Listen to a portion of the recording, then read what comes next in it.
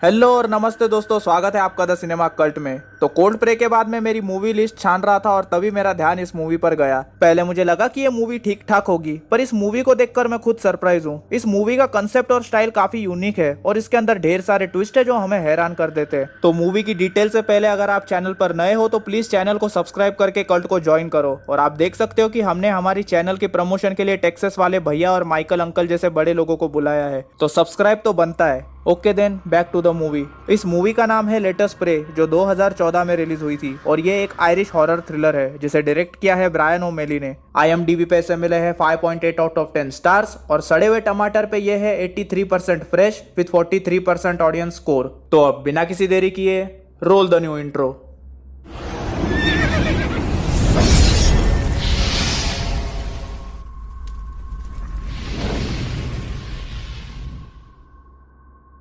Movie की शुरुआत होती है कुछ रेवन पक्षी और एक मिस्टीरियस आदमी को दिखाते हुए जो स्कॉटलैंड के किसी छोटे शहर में आता है। इस दौरान उसी शहर में पीसी रेचल हेगी को काम पर जाने से पहले खुद के बचपन का एक डरावना सपना आता है जब उसे एब्यूज किया गया था और जागने पर उसे अपने तकिए पर रेवन का पंख मिलता है। एक्चुअली रेवन कौवे को ही कहते हैं, पर रेवन साउंड्स बेटर। खैर, अपना मॉर्निंग वर्कआउट करके तैयार होने के बाद वो अपने रूम से बाहर निकल जाती है और उसके वहां से चले जाने के बाद हम देखते हैं कि उसके रूम की लाइट ऑन होती है और उसके रूम में कोई आदमी था। रेचल अपनी पेट्रोलिंग पे जा रही थी और गौर करने वाली बात यह थी कि उस पूरे शहर में एक कुत्ता भी नहीं था, वो पूरा शहर सुनसान था। रेचल को रोड के बीच में एक आदमी दिखता है और उसे देखकर रेचल के हाथ से रेवन का पंख नीचे गिर जाता है। तभी एक कार फुल स्पीड में रेचल के साइड से जाती है और उस मिस्टेरियस मैन को ठोक देती है। रेचल भागते हुए वहां जाती है और कार एक लड़का चला रहा था जिसका नाम सीजर था। वो कार से निकलता है और कहता है दोबारा नहीं। इसका मतलब शायद उसने पहले भी किसी का एक्सीडेंट किया हो। खैर, वो दोनों सामने देखते तो वो मिस्टीरियस मैन गायब हो चुका था। वो दोनों हैरान हो जाते पर सीजर की कार की हेडलाइट पर खून लगा हुआ था। तो रेचल सीजर को उसके बाप का रोड समझ के गाड़ी चलाने के लिए अरेस्ट करती है और उसकी कार को उस सुनसान रास्ते में छोड़ के उसे पुलिस स्टेशन ले जाती है। वहाँ हम सार्जेंट मकरीडी से मिलते हैं जो कि उस पुलिस स्टेशन के इंचार्ज थे। मकरीडी कंप्यूटर में सीजर की डिटेल्स चेक करके बताते कि ये लड़का तो हमारा वेल नोन कस्टमर है और उस पर लापरवाही से गाड़ी चलाने का चार्ज लगाते हैं। रेचल पीसी मंडी और पीसी जैक जो कि पेट्रोलिंग पे थे उन्हें रेडियो करके स्ट्रीट पर हुए एक्सीडेंट और विक्टिम के बारे में बताती है और उस विक्टिम को ढूंढने कहती है। जैक और मंडी की हरकतों से हमें पता चलता है कि जैक मैरिड था और फिर भी उसने मंडी के साथ अफेयर रखा था। खैर, जैक और मंडी गैस स्टेशन पे कॉफी लेने आते हैं पर वहां भी कोई नहीं रहता और वो पूरा गैस स्टेशन सुनसान था। पुलिस स्टेशन में रेचल और मकरीडी सीजर को सेल में बंद करते हैं जहां सीजर अपने टीचर मिस्टर बेसविक से मिलता है जिसे पुलिस ने उसकी बीवी की बुरी तरह पिटाई करने के जुर्म में पकड़ा था। और ज्यादातर ऐसे केसेस में चेला गुरु के नक्शे कदम पर न चले ऐसा तो हो नहीं सकता।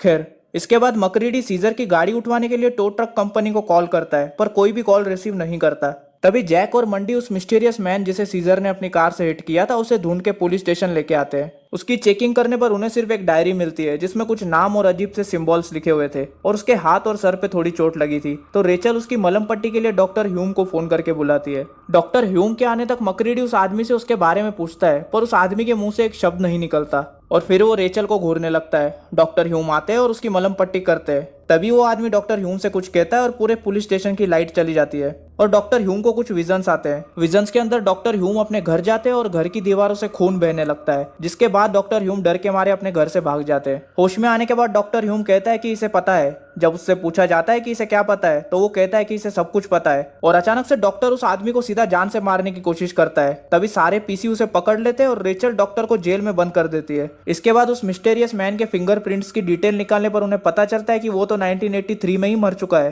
तो मकरीडी को लगता है कि कंप्यूटर की मिस्टेक होगी और वो पूछता है कि तुम ऐसा क्या जानते हो उसके बारे में जो उसने तुम्हें जान से मारने की कोशिश की। पर वो आदमी बाइबल के कुछ ओल्ड टेस्टामेंट्स की बातें करता है। तभी मकरीडी को भी उसके घर के कुछ विजन्स आते हैं जिससे मकरीडी नर्वस हो जाता है और गुस्से में रेचल और मंडी को उस आदमी को जेल में बंद करने के लिए कहता है। उस आदमी को सेल नंबर 6 में डाला जाता है और एंड क्रेडिट्स में भी उस कैरेक्टर का नाम 6 बताया गया है और इसी कारण से हम भी उसे इसी नाम से बुलाएंगे। मंडी 6 के सेल को लॉक ही कर रही थी तभी 6 उसके हाथ पर अपना हाथ रखता है और मंडी को भी उसके पास्ट के विजन्स आते हैं जिसमें वो और जैक एक कैदी को बुरी तरह पीट रहे थे। रेचल मंडी से पूछती कि क्या वो ठीक है पर वो वहां से चली जाती है। इसके बाद मकरीडी मंडी और जैक को डॉक्टर ह्यूम के घर जाकर छानबीन करने के लिए कहता है और रेचल को उनकी गैर मौजूदगी में पुलिस स्टेशन संभालने को कहता है और वो खुद अपने घर के लिए निकल जाता है। उसके जाते वक्त कैमरा वहां लगे बुलेटिन बोर्ड पर शिफ्ट होती है और उस पर कुछ मिसिंग यंग लड़कों के पोस्टर्स लगे हुए थे। ड्राइव करते वक्त मकरीडी को रेयर व्यू मिरर में 6 का डरावना चेहरा दिखता है जिससे वो डर जाता है और फिर ड्राइव करते हुए शराब पीने लगता है। पुलिस स्टेशन में रेचल सिक्स की डायरी में लिखे हुए नामों के बारे में सर्च करती है तो उसे पता चलता है कि वो सारे नाम खतरनाक क्रिमिनल्स के हैं जो अब मर चुके हैं।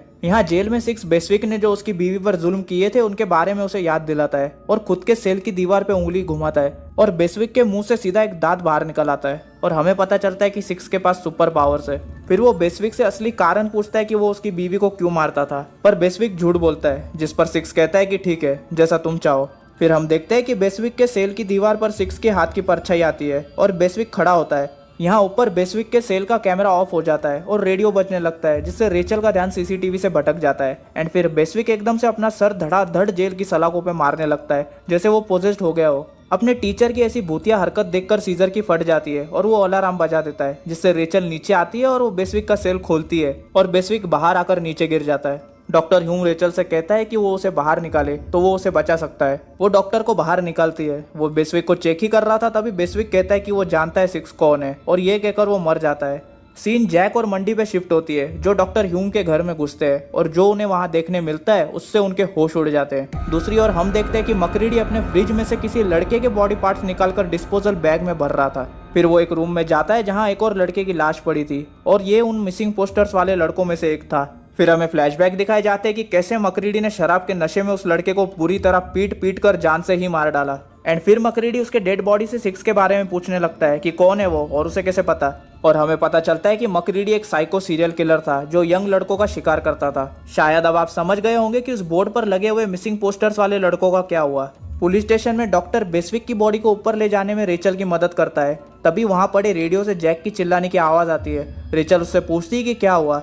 जैक बताता है कि यहाँ हर जगह लाशें ही लाशें हैं और ह्यूम एक साइको किलर है, उसने अपनी पूरी फैमिली की चीरफाड़ करके रख दी है। तभी रेडियो से मंडी के चिल्लाने की आवाज आती है और वो कहती है कि देखो उसने अपने बच्चों के साथ क्या किया है। तभी रेचल डॉक्टर को देखती है जो कि हंसने लगता है और रेचल से कहता है कि तुम्हें यकीन है तुम मुझसे लड़ना चाहती हो क्योंकि मैं बहुत बुरा आदमी हूँ। रेचल कहती है मैंने बुरा देखा है और मुझे तुमसे जरा भी डर नहीं लग रहा और उसके मुंह पे बेटन मारती है, जिससे वो दूर जा गिरता है। तभी सिक्स जेल में से रेचल को डॉक्टर के बुरी तरह कटी हुई फैमिली की इमेजेस दिखाता है, जिससे रेचल 2 सेकंड के लिए डिस्ट्रैक्ट हो जाती है और डॉक्टर भागने की कोशिश करता है, पर रेचल उसके मुंह पे पंच मार के उसे पकड़ लेती है और फिर से जेल में डाल देती है। सिक्स रेचल से पूछता है कि अपने काम को एंजॉय कर रही हो। तभी डरा हुआ सीजर कहता है कि इसका कहना है कि हम यहाँ किसी कारण से है और जो हमने किया है हमें उसकी कीमत चुकानी होगी। पर रेचल सिक्स से कहती है कि गो टू हेल, जिस पर सिक्स कहता है कि वहां क्यों जाना जब सारे शैतान यहाँ मौजूद है। फिर वो रेचल को पूछता है कि तुमने क्या किया था। वो कहती है कि मैंने सर्वाइव किया था, जिस पर सिक्स कहता है नहीं, तुम इवॉल्व हुई थी। और सिक्स वो सीटी बजाता है जो रेचल का अब्यूजर बचपन में उसका रेप करते वक्त बजाता था। तभी रेचल को उसके बचपन का फ्लैशबैक आता है कि वो कैसे उसके किडनैपर के घर से अपनी जान बचा के भागी थी। इस याद से रेचल के आंखों में आंसू आते हैं, पर वो खुद को कंट्रोल करती है। इसके बाद रेचल मकरीडी को कॉल करके यहाँ हुई सारी चीजों के बारे में बताती है, तो मकरीडी उससे कहता है कि तुम चिंता मत करो, मैं बहुत जल्द तुम्हारे पास आ रहा हूँ। और फिर वो अपने बेड के नीचे से शॉटगन निकालता है।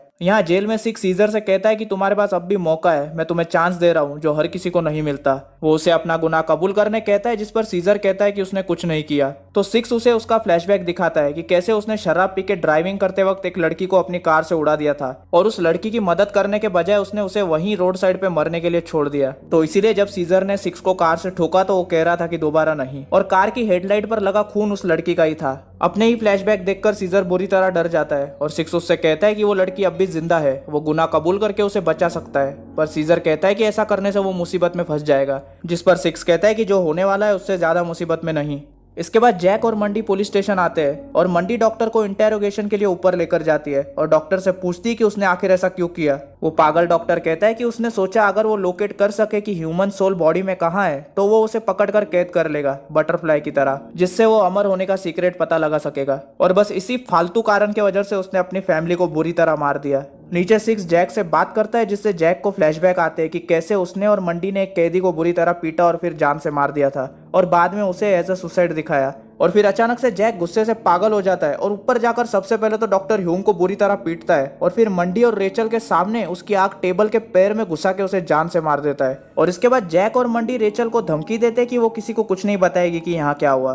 तभी सीजर अलार्म बजाने लगता है और रेचल उसके पास जाती है और वो कन्फेस करता है कि उसने एक लड़की को अपनी कार से उड़ाया और हेडलाइट पे लगा खून उसी का था। रेचल सीजर से उस जगह की डिटेल्स पूछती है, पर सिक्स कहता है कि अब कोई फायदा नहीं, वो लड़की 2 मिनट पहले ही मर चुकी है। रेचल सिक्स से पूछती कि तुम्हें कैसे पता, तो सीजर कहता है कि वो सब कुछ जानता है और फिर सिक्स सीजर से कहता है कि तुमने लाइन क्रॉस कर दी है। रेचल सिक्स से पूछती कि कौन हो तुम। सिक्स कहता है कि तुम जानती हो मैं कौन हूँ। तभी रेचल को फ्लैशबैक आता है कि उसके बचपन में सिक्स ने उसके किडनैपर को डिस्ट्रैक्ट किया था, तभी वो वहां से भाग पाई थी। फिर सिक्स उसे बताता है कि ऊपर जैक और मंडी उसका मर्डर प्लान कर रहे हैं, पर रेचल उसकी बात को इग्नोर करके चली जाती है। ऊपर पहुंचने पर वो छुपके से जैक और मंडी की बातें सुनती है और वो सच में उसे जान से मारने का प्लान बना रहे थे। तभी रेचल को मकरीडी का फोन आता है और वो दोनों रेचल को उनकी बातें सुनते देख लेते हैं। रेचल कॉल रिसीव करके टेबल पे रख देती है। जैक उसे पूछता है कि सीजर को क्या चाहिए था, तो रेचल कहती है कि उसे अपने सुबह का नाश्ता मिस नहीं करना था, पर वो दूसरों की तरह मतलब ही नहीं है कि खुद को बचाने के लिए किसी और की जान ले। तभी फोन में से मकरीडी कहता है कि आखिर वहां चल क्या रहा है।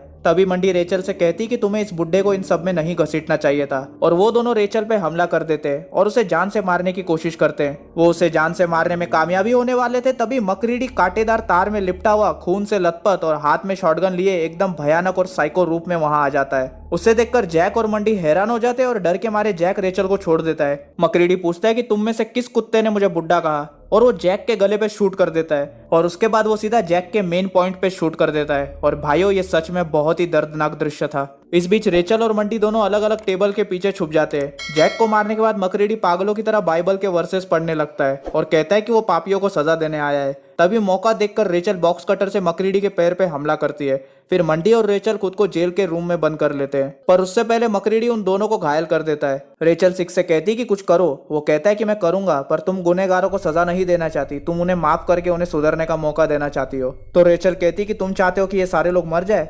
सिक्स कहता है कि मेरा पुराना दोस्त मुझसे हमेशा कहा करता था कि जितनी पुरानी दुनिया है उतने ही पुराने इंसानों के पाप है, और मैं उन्हें पाप करते हुए देखने के अलावा कुछ नहीं कर सकता। पर मैं उससे सहमत नहीं था और मुझे वहां से निकाल दिया गया। मेरे ख्याल से क्रिश्चियन और समझदार लोग इस रेफरेंस को समझ गए होंगे कि आखिर सिक्स कौन है। खैर, वो रेचल से कहता है कि हम दोनों कास्ट आउट है और कम से कम यहाँ नीचे रहकर हम कुछ अच्छा कर सकते हैं। तभी वहां की लाइट्स ऑफ हो जाती है और रेचल उस रूम के खिड़की से बाहर देखती है कि मकरीडी पूरे बिल्डिंग पर पेट्रोल छिड़क रहा है, और उसके बाद जेल रूम के दरवाजे से भी पेट्रोल आने लगता है। कैमरा मकरीडी पे शिफ्ट होती है जो पागलों की तरह बाइबल के वर्सेस पढ़ रहा था, और वो पूरी बिल्डिंग को आग लगा देता है। यहाँ जेल के रूम में भी आग लग जाती है और रेचल बाकियों को बचाने के लिए उन्हें चादर देती है। सिक्स कहता है कि उन्हें भूल जाओ, उनकी किस्मत पर मोहर लग चुकी है। अब तुम इन सबके साथ यहाँ जलना चाहोगी या इन सबको सजा देने में मेरी मदद करोगी। रेचल कहती है मुझे तुम्हारे मदद की कोई जरूरत नहीं। सिक्स कहता है कि तुम सिर्फ हाँ कहो, मैं सब संभाल लूंगा।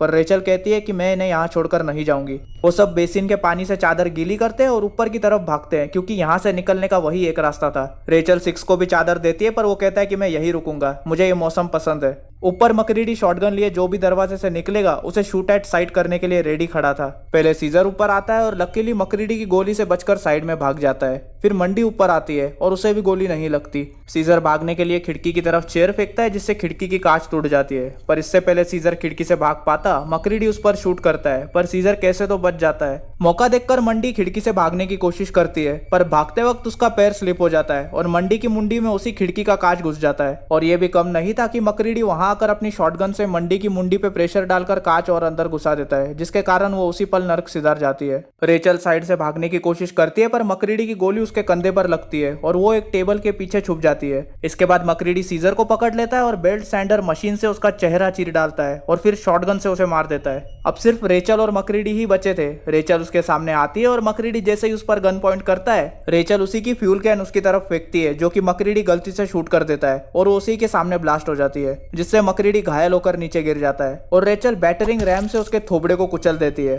अब थकी हुई रेचल पुलिस स्टेशन से बाहर आती है और वहीं बैठ जाती है। तभी सिक्स अपनी डायरी के साथ जलते हुए पुलिस स्टेशन से बाहर आता है और हम देखते हैं कि उसकी डायरी में रेचल के नाम के साथ इन सब मरने वालों के नाम पहले से ही लिखे हुए थे। सिक्स रेचल के नाम को छोड़ के उन सब के नामों पर पेंसिल से कट मारता है और उनकी आत्माओं को नर्क में भेज देता है। सिक्स रेचल से कहता है कि मुझे उनसे सिर्फ उनकी आत्माएं चाहिए थी, पर तुमसे कुछ ज्यादा चाहिए। रेचल कहती कि मैंने कभी तुमसे कुछ नहीं मांगा। सिक्स कहता है कि तुमने मांगा था, और जहां तक मुझे याद है तुमने मुझसे भीख मांगी थी, पर उस दिन मैंने कोई विक्टिम नहीं देखा, वो विक्टिम से कुछ ज्यादा था, इसलिए मैंने तुम पर नजर रखी। और यहाँ बेसिकली रेचल के बचपन की बात हो रही है, जब वो अपने किडनैपर से बच के भागी थी। खैर, सिक्स कहता है कि लोग मुझे दोष देते हैं, पर मैं तो सिर्फ एक गवाह हूँ। जो चीजें मैं देखता हूँ वो स्वर्ग के फरिश्तों को रोने पे मजबूर कर देती है, पर ये तुम्हारे बारे में है। तुम भले ही मुझे कितना भी नकारो, पर मैं वो आग हूँ जो तुम्हारी आंखों में है। मैं तुम्हें इस पृथ्वी पर जी रही हर भ्रष्ट और दुष्ट आत्मा दे सकता हूँ और तुम अपना बदला ले सकती हो, और मैं उनकी आत्माओं को जला दूंगा। पर सच तो यह है कि मैं तुम्हारे बिना अधूरा हूँ। तुम सिर्फ हाँ कहो। और रेचल हाँ कह देती है।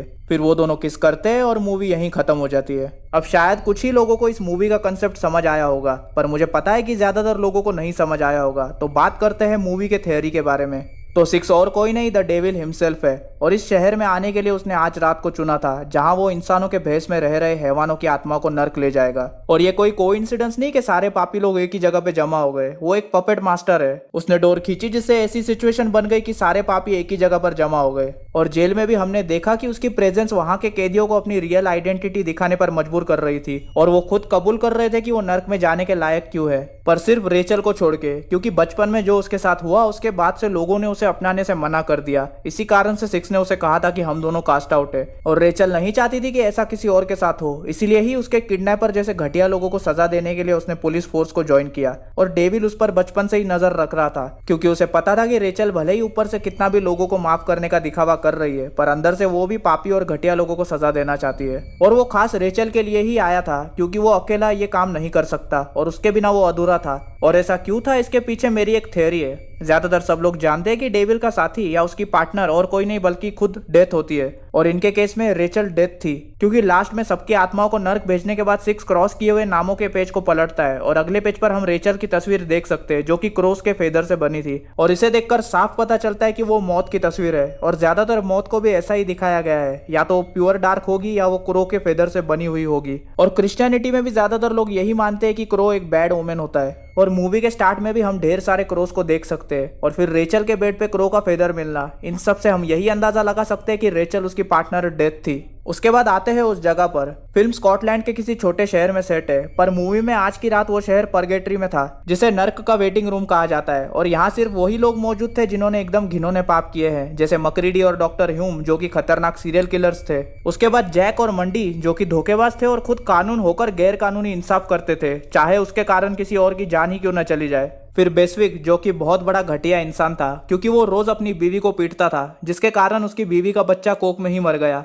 और एंड में सीजर जिसने अपनी कार से एक लड़की को उड़ा दिया पर उसे मरने के लिए रास्ते पे ही छोड़ दिया। और इन सब में वही इकलौता ऐसा था जिसके पास खुद को बचाने का चांस था, क्योंकि उसका एक पैर नर्क के अंदर था और दूसरा उसके दरवाजे के बाहर। और सिक्स उसकी आत्मा को नहीं लेना चाहता था, क्योंकि अगर वो उसकी आत्मा को पहले ही ले लेता तो एक बेगुनाह लड़की को अपनी जान गंवानी पड़ती। सिक्स सिर्फ पापियों को ही सजा देना चाहता था, तो इसीलिए सिक्स ने सीजर को टाइम पे उसकी गलती कन्फेस करने के लिए कहा, ताकि उस लड़की को बचाया जा सके। और अगर सीजर लड़की को बचाएगा तो वो खुद को बचा लेगा। और इससे हमें सिक्स के कैरेक्टर के बारे में भी पता चलता है कि वो सिर्फ पापियों की आत्माओं में इंटरेस्टेड था, और वो इनोसेंस की खूबसूरती को भी समझता था, और इसी कारण से वो रेचल में इतना इंटरेस्टेड था। अब बैक टू द सिटी। पूरी मूवी के दौरान इस थ्योरी के क्लूज भी दिए गए हैं कि वो सब लोग किसी और जगह पे है। जैसे मूवी का ओपनिंग सीक्वेंस ही एम्प्टी टाउन को दिखाते हुए शुरू होता है। फिर एक सीन है जिसमें जैक और मंडी गैस स्टेशन पे कॉफी के लिए जाते हैं, पर वहां भी कोई नहीं होता। उसके बाद जब मकरीडी टो ट्रक कंपनी को कॉल करता है तब भी कोई कॉल रिसीव नहीं करता। और इसके बाद भी पूरी मूवी के दौरान कैमरा कैरेक्टर से कट होकर शहर पे फोकस करता है, जहां पब्स, सुपरमार्केट, रेस्टोरेंट्स, स्ट्रीट सब एम्प्टी होते हैं। और ये इसीलिए ही था क्योंकि मूवी के कैरेक्टर्स किसी और जगह पे थे, और इसी कारण से जब पूरी बिल्डिंग जल रही थी तब भी कोई मदद के लिए नहीं आता। और सड़क पर घूमते हुए लोग या दुकानों में काम करने वाले वहां इसीलिए नहीं है क्योंकि वो लोग एक्चुअल रियल शहर में अपनी जिंदगी जी रहे हैं, इस वाले में नहीं जिसे हम देख रहे हैं। और इसी के साथ गाइज ये था मेरा लेटेस्ट प्रे मूवी का complete explanation with theories plus details. और मुझे उम्मीद है कि आपको ये मूवी जरूर पसंद आई होगी। और मेरा आज का सवाल है कि इस मूवी में एक ऐसे बढ़िया एक्टर ने काम किया है जिनकी एक पुरानी मूवी में मेरे चैनल पर एक्सप्लेन कर चुका हूँ, तो आपको बताना है कि इस मूवी में वो एक्टर कौन है और उनकी कौन सी पुरानी मूवी मैंने मेरे चैनल पर एक्सप्लेन की है। जिसका सही जवाब सबसे पहले आएगा उसको मैं कमेंट सेक्शन में सबसे ऊपर पिन करके रखूंगा। तो हमेशा की तरह वीडियो पसंद आया है तो वीडियो को लाइक करो। आपको एक्सप्लेनेशन कैसा लगा ये मुझे कमेंट्स में बताओ। इस वीडियो को अपने दोस्तों के साथ शेयर करो, चैनल को सब्सक्राइब करो और साथ ही में बेल नोटिफिकेशन आइकन भी दबा दो, ताकि मेरी कोई भी नई वीडियो आए तो आपको सबसे पहले पता चले। एंड गाइस मुझे इंस्टाग्राम पर भी फॉलो करो अगर आपको जानना है कि मेरी आने वाली वीडियो किस मूवी पर होने वाली है, क्योंकि मैं मेरे आने वाली वीडियोस के अपडेट्स वहां पर डालता रहता हूँ। और अगर आपको ये मूवी या मेरी प्रीवियस मूवीज देखनी है तो मुझे इंस्टाग्राम पे डीएम करो, मैं आपको लिंक प्रोवाइड कर दूंगा। एंड लास्ट में thank you so much guys आपके प्यार और सपोर्ट के लिए। बस इसी तरह आपका प्यार बनाए रखिए।